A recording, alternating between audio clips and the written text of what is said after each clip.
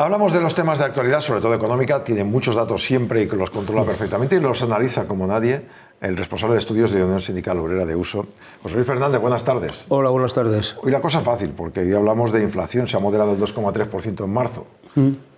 Siempre, no sé, me habían dicho los expertos que una inflación menos del 1,6 es mala y más del 2,3, 2,4 también, ¿no? Sí, por eso el Banco Central Europeo siempre lo que nos dice o nos recomienda que la tasa de inflación esté en el entorno del 2%. ¿Verdad?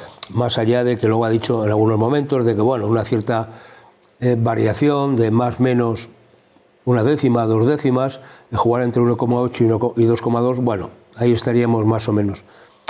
Bueno, ¿cuál es el problema? Es decir, a mí me parece que estamos en una situación de bastante inestabilidad. ¿Qué quiero decir? El mes pasado estábamos en un 3%, ahora hemos bajado al 2,3, hemos bajado 7 décimas.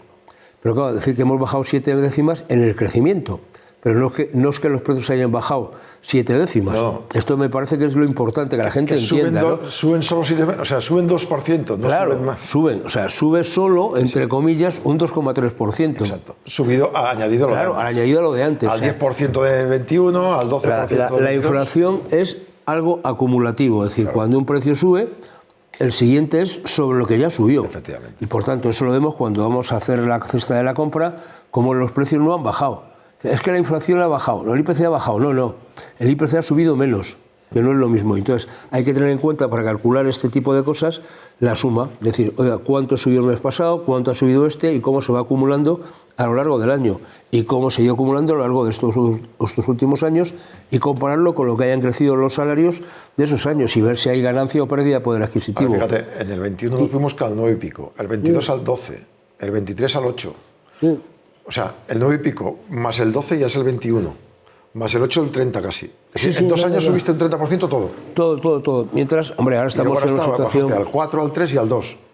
Bueno, otro 10 más. Vamos a ver, o sea, a mí me parece que todo lo que sea que suba menos, bienvenido sea, ¿no? Ahora, me parece que hay que pensar un poco si este tipo de subidas es muy artificial. Quiere decir que esto es debido fundamentalmente a un abaratamiento de los costes energéticos de la electricidad. Hemos tenido pues, lo que ha llovido estos días, ¿no? Claro. Mucha lluvia, por tanto la hidráulica ha tirado, y eso muchas presas han estado tirando agua, y eso hace que se abaraten los costes de la energía. Ha habido viento, con lo cual la eólica ha funcionado, etcétera, ¿no? Bueno, pero el tema de fondo es cuando esto no pase, ¿qué va a pasar? Porque claro, también dicen que es que baja el precio de la gasolina. Bueno, ha subido menos. Sí, estamos en este tema, ¿no? Exacto, sí. Se mantiene. Si uno lo compara con el mes de marzo de 2024, a lo mejor está un poquito más barata, pero no es así. Es decir, yo cuando voy al surtidor, yo no noto ninguna bajada en el precio de la gasolina. Se ha consolidado y no ha bajado más. No ha bajado. Llegó al 2, pero del 1,4 no baja. No, y el 1,5 a poco que te descuides. Es decir, que depende en qué surtidor vayas. Entonces, me parece que este tipo de cosas son bastante engañosas y no responden a una dinámica estructural. A mí me parece que si los salarios no acompañan a estas subidas de precios, al final tendremos un problema, ¿no? Y luego Europa, vamos a ver, Europa estaba controlando la inflación, estamos en ese entorno del 2,2, 2,3, España crecía, ahora baja. Vamos a ver, ¿no? La situación es delicada porque el Banco Central Europeo está muy pendiente de mirar la inflación para bajar o no los tipos de interés. Sí. Si la inflación baja en ese entorno del 2%, los tipos seguirán bajando. Si empieza a crecer por encima del 2, los tipos van a subir. Y eso quiere decir que el que tenga una hipoteca, el que tenga un crédito, las pymes que están hipotecadas, esta gente lo va a pagar, ¿no? Se han firmado 20 y pico mil hipotecas el mes pasado, y lo que más me sorprendió es que ya más del 60% las hacen a tipo fijo. Claro.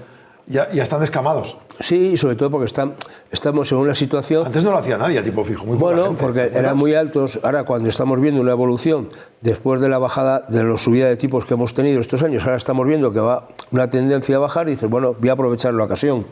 O mucha gente lo que está haciendo es a las hipotecas de tipo mixto, ¿no? Sí. Los primeros años, 5, 6, 7 años de tipo fijo, que estamos en este intervalo de tiempo, y luego ya ir a un mecanismo de hipoteca variable. Bueno, cualquier sistema, lo que está claro es que tipos bajos facilitan el que haya liquidez en el mercado, sí, y por tanto que los créditos o la deuda que tú tengas se aminore el pago de los intereses, y eso siempre viene bien para las familias o viene bien para las pequeñas empresas. El gobierno nos dijo que había subido todo por la guerra, pero realmente empezó a subir a lo salvaje en el 21. Antes de la guerra. No sé si era por los tambores o no, pero si fuera por los tambores, si fuese por los tambores, con el kit de supervivencia y con los 800.000 millones que quieren meter ahora para los ejércitos, también son tambores. La lógica diría que si Sánchez nos dijo en aquel momento que subió antes de la guerra por los tambores de guerra, ¿puede subir ahora también la inflación por los tambores de guerra? Bueno, yo creo que va a subir por otro tipo de cuestión, no tanto por los tambores de guerra, ¿no? Es decir, yo creo que va a subir porque vamos a tener una situación donde, y hablaremos después seguramente de los temas de los aranceles, es decir, va a haber un encarecimiento generalizado de los productos porque esta guerra al final lo que hace es encarecer lo que compramos fuera y encarecer lo que vendemos fuera, con lo cual al final todo va a costar más y eso al final va a hacer que, o sea, todo lo que es las políticas proteccionistas y toda la política arancelaria, claro, lo que lleva consigo son políticas inflacionistas. Fíjate, y eso lo vamos a notar. Los aranceles ahora, 25%, no solo a los vehículos terminados, sino a los componentes, claro, que España es el top 6 de componentes. Y digo yo, si Estados Unidos no tiene X cosa y la tenía que comprar y pone el 25% de aranceles a todos los que le vendan, si nosotros éramos competitivos respecto a China, por ejemplo, en una pieza concreta, aunque nos cobren el 25% más, como al chino también le cobran más, también seguiremos siendo competitivos.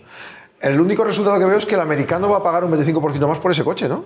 Sí, con lo cual va a incrementarse la inflación en Estados Unidos. De hecho, fíjate que el que ya ha frenado la bajada de tipos ha sido la Reserva Federal. Sí. Que ha dicho hasta aquí tranquilo, que vamos a parar aquí, etcétera. Y está muy mirando el dato de inflación que saldrá mañana en Estados Unidos, y vamos a ver la situación del empleo en Estados Unidos, que bueno, claro, es que no son magnitudes comparables. Para ellos es un 3%. Claro, no, ahora están en el 4,1 y por tanto están muy preocupados. Claro. Pero obviamente, para ellos sí, porque claro, una décima ahí supone muchos cientos de miles de gente, ¿no? Por el volumen de población que tienen. Pero esta es la clave. A mí me parece que hay que pensar que en Europa la situación puede ser muy inflacionaria. ¿Por qué? Porque todo lo que vayamos a vender nos van a cobrar más y por tanto vamos a tener una situación difícil de colocar, y luego lo que vamos a comprar de cosas que vienen de Estados Unidos o de China, que también nos va a castigar. Si le metemos nosotros también lo pagaremos más caro nosotros. Claro, o sea, al final...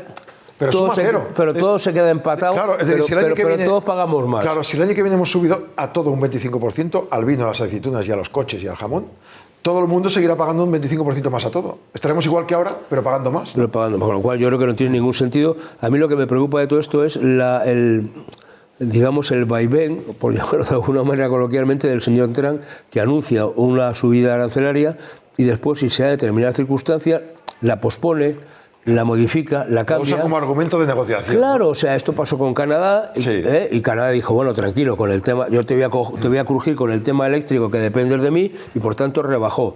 México empezó a asumir determinadas deportaciones a Colombia y a partir de ahí bajó los aranceles. Es un mecanismo de presión, exactamente igual con los chinos. A mí me preocupa mucho más nuestra dependencia de España y de Europa. Es decir, claro, cuando uno oye a los políticos de turno, europeos o españoles, hablar de que la Unión Europea responderá a los aranceles de Trump, dígame cómo y de qué manera y cuándo, ¿no? Sí, porque al final, si la única respuesta es subir más o poner penalizaciones a los productos de Estados Unidos, pues todos perdidos, ¿no? Sí. O sea, al final... todo pringado. El dato que daban es que la única empresa de automoción y de componentes que no ha bajado en bolsa ayer fue Tesla, ¿vale? Pero es que Tesla lleva un mes y medio... Pero ya bajando, vamos, ha perdido millones y millones. Y no solo en bolsa, sino también en producción. Es decir, le han comprado un 20% menos de coches. Bueno, pero eso es el señor Tesla, vamos, el señor Elon Musk va diciendo por ahí lo que dice, claro, y la gente también reacciona. Esto es igual que ese conjunto de personas, yo lo estoy viendo, a mí me da igual, lo tengo, que va saliendo de la red social X para irse a otras redes sociales, sí, precisamente porque están hasta el gorro de este señor. Bueno, claro, entonces yo creo que estas cosas hay que ponderarlas. A mí me parece que lo que no se puede tener a la gente es una situación de inseguridad, de gracieta y de hacer las cosas. La política económica tiene una cosa muy seria, hay que hacerla bien y hay que hacerla pensando en las personas y en el beneficio de las personas. Y Europa le falta una respuesta coordinada, pronta y exigente respecto de Estados Unidos, porque tenemos China por un lado, a la cual le estamos comprando y está produciendo mucho de lo que necesitamos, y Estados Unidos, que nos va a crujir porque también hay una parte, sobre todo tecnológica, que importamos de ahí, aunque incluso no la produzcan ellos. Sí. Entonces, me parece que hay que determinar, Europa tiene que hacer una política de inversiones. Yo no sé si lo que ahora plantea Alemania, estos 500.000 millones que plantean en ese gran acuerdo, bueno, pues por ahí van los tiros. Es decir, lo que dijo Draghi, yo creo que no le faltaba razón, es, oiga, hace falta una política de inversiones en Europa para que seamos productores. Industrializar Europa, claro, no solo en el producto final, sino también en los el proceso. Exacto. En el proceso, esta es la clave. Como pasó con las mascarillas, que tengamos todo el proceso controlado. Claro, pero si tú no tienes chip en Europa, pero luego te hace falta para montar los coches, claro, no tienes material sanitario porque solo las entregan los chinos... O no quieres explotar las tierras raras en España, por ejemplo, y que te podrían salir más baratas. Es decir, si tuviéramos un sistema de procesamiento de ese material, no dependeríamos de ellos. Claro, fíjate esto el tema del litio, ¿no? Que tenemos ahí en Extremadura y tal y cual. Bueno, pues son todo dificultades. Yo creo que hay que tener un poquito más de sentido común y pensar un poquito más en la gente. Las políticas, insisto, arancelarias son políticas inflacionistas, encarecen los precios.